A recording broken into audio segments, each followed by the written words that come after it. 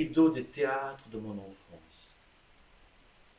Et d'abord, dans la nuit, en pleine nuit, par une brûlante nuit d'été d'un infernal mois d'août parisien, alors que je m'éveillais, le corps en sueur, près de ma femme, que j'appellerai, si vous le voulez bien, par souci de discrétion, Lisbeth, comme cette actrice américaine, Lisbeth Scott, qui ne fit vraiment pas la carrière qu'elle aurait méritée.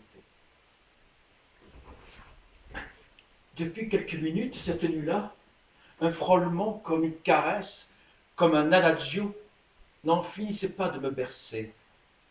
À travers les strophes d'un poème que je n'avais pas appris, mais qu'une voix de femme, aussi suave que brisée, me chuchotait en donnant des coups de projecteur sur certains mots, à la façon d'une comédienne d'autrefois.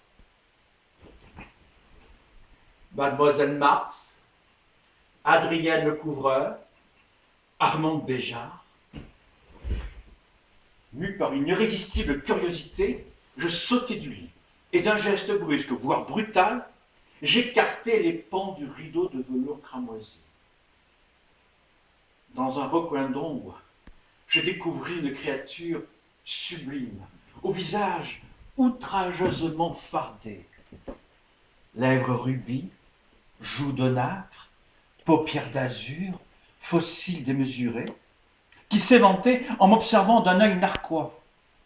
Elle me toisait l'effronté, comme si je n'avais été qu'un intrus, une sorte de groupie, alors que cet inconnu se trouvait chez moi, dans ma propre chambre, vêtu d'une robe scintillante à faire pâlir de jalousie Elisabeth Taylor.